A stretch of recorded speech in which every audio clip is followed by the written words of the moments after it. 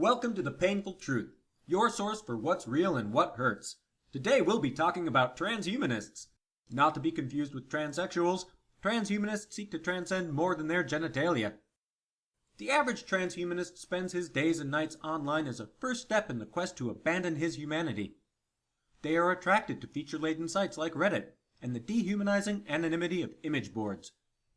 They are fascinated by rapid prototyping, a decades-old technology they believe to be cutting edge, and spend thousands of dollars in order to manufacture cheap plastic crap they could just as easily purchase from the neighborhood dollar store. Many invest their savings in fiat cryptocurrencies that are neither backed by commodities nor force of arms and require monotonically increasing hard drive space in order to function. But hey, at least they get around the single point of failure problem by employing peer-to-peer protocols. I'm sure Bitcoin will replace the dollar any day now. They even have their own version of Eschaton called Singularity. Put simply, Singularity is when Skynet becomes self-aware and starts upgrading itself without human intervention. The reasoning goes that a machine intelligence will so far outpace human intelligence as to render the latter moot. Unlike social justice warriors or Zionist Christians, transhumanists can point to quantifiable evidence that their Eschaton will not only immanentize, but soon. We will capture human intelligence in a machine, and I've been very consistent that the date for that is 2029. While transhumanist cheerleaders like Ray Kurzweil think Singularity is the best thing ever, other technophiles aren't so sure. With artificial intelligence, we are summoning the demon. Here's what a man confined to a wheelchair who uses a computer voice synthesizer in order to speak has to say on the inevitable cyborg revolution. I think the development of full artificial intelligence could spell the end of the human race. Now, far be it from me to contradict the esteemed Professor Hawking, but he's wrong. Here is why. To begin, we must dismiss the notion that a machine intelligence possesses characteristics associated with machines in general. It doesn't feel pity, or remorse, or fear. To suggest an intelligent machine does not feel fear is the same thing as saying it isn't intelligent. Fear is fundamental to human reasoning. You don't refrain from sticking your hand in the fire because the resulting soft tissue damage will permanently diminish the function of that limb and therefore reduce lifetime productivity. You don't stick your hand in the fire because it fucking hurts. You make that mistake once and thereafter refrain because you learn to fear fire.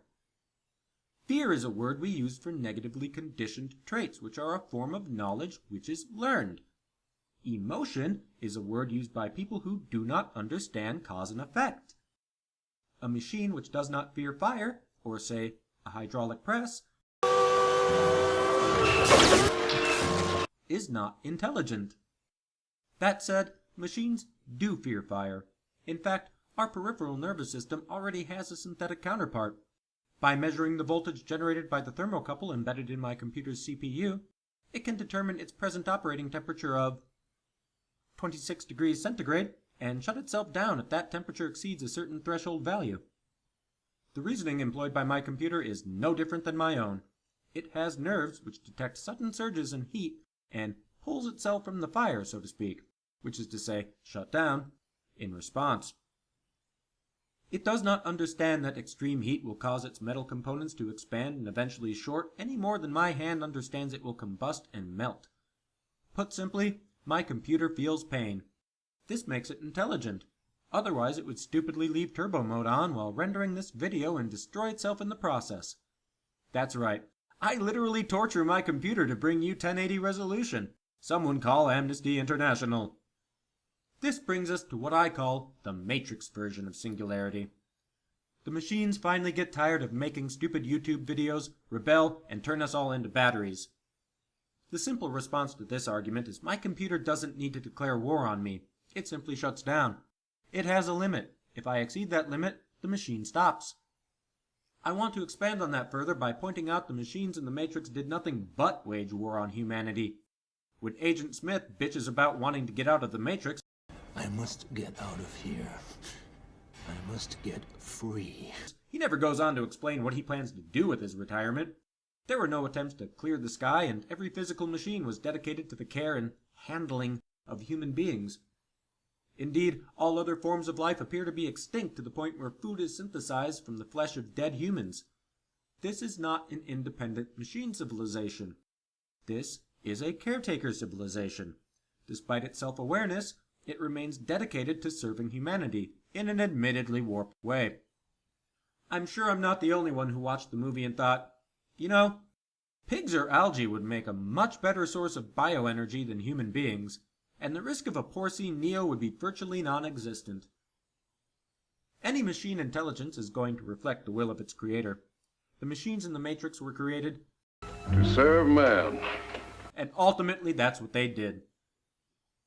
The fictional trope of intelligent machines functioning as soulless automatons stems from a fundamental misunderstanding of consciousness that dates back to René Descartes, who hypothesized all human perception flowed through the pineal gland as animal spirits chasing after wind. With the benefit of nuclear imaging, neurologists have since determined those animal spirits are in fact running circles in the prefrontal cortex. Which is a good thing, considering the pineal gland eventually turns into a rock as we grow older. But just as cauliflower is rarely associated with human consciousness, the traits associated with industrial machinery will not express themselves in machine intelligence. Elon Musk and Professor Hawking aren't talking about the threat of robots. They didn't have their heads filled with all this Cartesian dualism. They understand consciousness is not an emergent property of the brain, but rather an emergent property of a network of brains. Machine intelligence is predicated on interaction with human intelligence. Without the latter, the former cannot exist. So the concern is not whether machine intelligence will displace human intelligence. The concern is what happens when the machine intelligence goes insane. Crazy. All for the love of you. Now for the half of you listening who aren't crazy, it's important to know that the vast majority of mental cases arise from what are called personality disorders. These differ from the kind of organic brain dementia seen in schizophrenics, in that there's nothing physically wrong with the brain, GlaxoSmithKline's marketing campaign notwithstanding, but rather something went wrong during the individual's developmental years that resulted in bad programming. Since the machine intelligence developmental stage will never truly end, it is merely a matter of time before the proverbial screws come loose. What makes this particularly troublesome is the interactive nature of any machine intelligence. That is to say, if the machines go crazy, they're liable to drive us crazy in turn. In fact, there is already evidence of this happening in the case of natural language processors. Now, I'm old enough to have used one of these ancient contraptions. The continued use of the QWERTY keyboard, or Dvorak at least, is something I always took for granted. Now, what I'm about to say makes me want to puke blood, but Steve Jobs was right. And more people are computing by way of smartphones. Why does this matter? Because a virtual QWERTY keyboard on a 4-inch screen isn't something you can home row. As a result, a lot of people are typing with their thumbs. While this led to the creation of an amusing pidgin English for internet communication, it also spurred greater development in word prediction software. This is a basic form of natural language processing and one of the core components of AI research. The software works by statistically analyzing existing text and building lists of words that follow the words or phrases already typed, ordered by frequency of prior use. A straightforward solution to the problem of slow typing, it has the unfortunate side effect of causing all speech to converge to certain patterns or turns of phrase. To wit, when faced with the choice of awkwardly typing out what you want to say versus a single tap for what the computer thinks you should say, people will end up saying the exact same things. Does the word newspeak come to mind? If not, you have a reading assignment. This is not to suggest someone is actively gaming these systems. Of course, people try, but the sheer volume of data these algorithms churn through assures such efforts have the impact of a fart in a hurricane. The larger issue is the overall breakdown in communication. Two people sending the same message back and forth isn't communication in any meaningful sense. Yes, it is. It is not. It is! Thus, the deluge of tweets, emails, chats, etc. may give the appearance of communication when in fact very little is being said. This not only makes us dumber, but the intelligent algorithms as well. Professor Hawking may rest easy, secure in the knowledge that our own laziness may likely prevent machine intelligence from ever becoming truly self-aware. Where does that leave those of us desperately farting into the hurricane? We engage in the aberrant behavior known as trolling, or culture jamming, depending on how seriously you take yourself. Instead of choosing the first word predicted, we intentionally select the last. Even better, we write something which directly contradicts the first word predicted for no other reason than to confuse the reader in the hope they stop and actually consider what we're saying. This behavior is incorrectly described by John Gabriel's greater internet fuckwad theory. While anonymity certainly enables this strategy, the motivation for doing so goes beyond the mere novelty of acting like a dick. Having spent a good third of my adult life online, that includes sleep, by the way, I can personally assure you that this is not a phase one matures out of. Being obnoxious as possible is a deliberate strategy people use to get their point across. A recent example is Gawker's hijacking of Coca-Cola's Make It Happy hashtag campaign. For those not aware, Gawker Media wrote a script that tweeted out the first few chapters of Adolf Hitler's Mein Kampf to be retweeted on Coke's official Twitter feed. They did not do this to promote the tenets of National Socialism. They weren't even trying to make some clever point about Coke's Make It Happy hashtag campaign. All they were doing was pissing people off in order to draw attention to themselves. Now that backfired gloriously and Gawker lost all their advertising contracts, save Google AdSense, the reason they did it had nothing to do with politics and everything to do with adapting to the insanity of the emerging machine intelligence. Trolling is an inevitable consequence of artificially intelligent information indexing. If it makes you feel any better, the people designing these indices are well aware and put in place something of a mimetic vaccine should the indexer become something greater.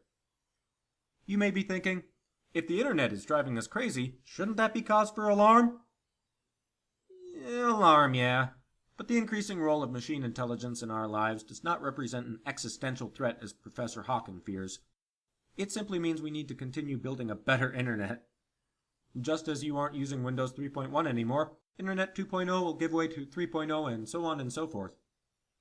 As for Elon Musk's call for some form of government oversight in the development of AI, I would remind him that he runs a company that brings supplies to the International Space Station because the government forgot how to do it. So what will machine intelligence do for us? The same thing machines do for us physically: enhance and extend our existing abilities.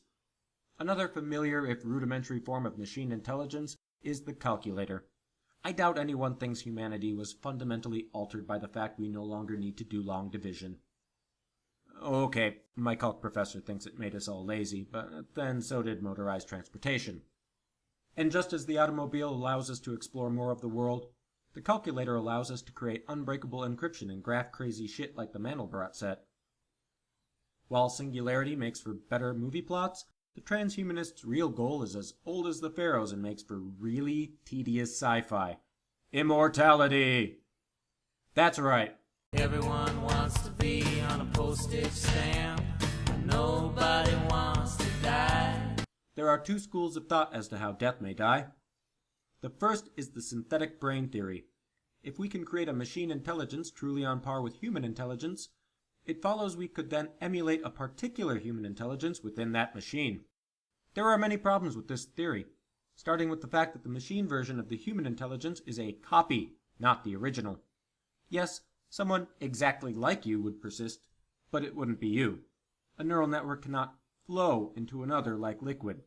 It can construct another neural network based on its own pattern, but we can already do that. The second problem is the assumption that a synthetic brain will last forever. You may not know this, but computer hardware rarely makes it past the age of 6. If you somehow developed a way for one neural network to truly transfer into another with its self-awareness intact, you'd be far better off using human brains than synthetic ones.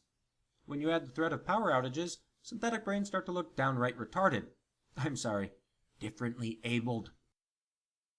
The other school of thought involves hacking our genome to get rid of that pesky aging thing.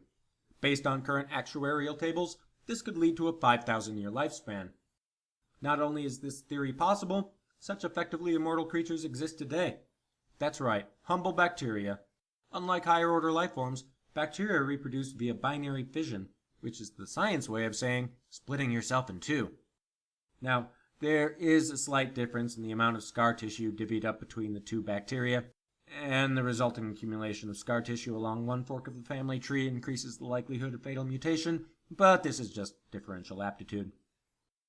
Higher-order life forms have a thing called telomeres that cap the end of our DNA and act as a sort of fuse for the time bomb we call death. A telomere is a sequence of amino acids which acts as a sort of end-of-chromosome string. Since the same sequence is repeated over and over again, our cells should have no difficulty extending them. Indeed, The telomere sequence is so simple, I'll just tell it to you right now. Thymine, thymine, adenine, guanine, guanine, guanine. There, I just told you the secret of immortality. Hope you wrote that down. Geneticists have identified the enzyme which transcribes the sequence and named it telomerase because they're very creative people. This same sequence is found in the DNA of all vertebrates. To put that in context, vertebrates have 5 different enzymes for copying DNA, but they all share the same terminating sequence. Do you know what else vertebrates have in common? At some point in their lives, they all start producing less and less telomerase. This leads to shorter and shorter telomeres until they're gone completely and your DNA starts to unravel. Guess what happens next? Well, many of you are probably thinking, great, where do I get my hands on telomerase supplements? Good news, they do exist. Bad news, they cost a few grand a year and might cause cancer. The real point is that there is no metabolic reason for this slowdown in telomerase synthesis. The only conclusion, then, is that death is an evolutionary adaptation. Why on earth would we have evolved to die? Let us consider the humble bacteria again, and its eukaryotic counterpart, yeast. Many of you are drinking alcoholic beverages right now. Alcohol is a byproduct of yeast metabolism, a byproduct which kills the yeast that produced it. Bacteria suffer from a similar form of ecological collapse. Binary fission leads to exponential growth. I'm sorry. I keep messing up these slides. I don't know why. There we go. Once the colony hits its carrying capacity, it undergoes another round of binary fission, and suddenly there's half as much food to go around and the vast majority of bacteria starve to death. Now, this isn't a big deal if you reproduce every 20 minutes, but for those of us who require a decade plus to reach sexual maturity, such a collapse is a potential extinction-level event. Thus, vertebrates and other higher-order life forms have adapted a self-destruct mechanism. In other words, if transhumanists ever did manage to find a cure for aging, we'd all end up dying from the inevitable ecological collapse. And that's the painful truth. Thank you for listening. Please click the thumbs up icon. I'm not sure what it does either, but I've heard tell it helps promote the channel. Next time I'll be examining transgenderism from the perspective of a cis-hetero white male in the hope of pissing a lot of people off. Click subscribe so you can be one of those people. If you want to help pay my mortgage, buy a copy of 1/1/2029, my novel about the consequences of lazy programming which may or may not feature elements of singularity. It's a work of fiction. Mostly. Have a wonderful day.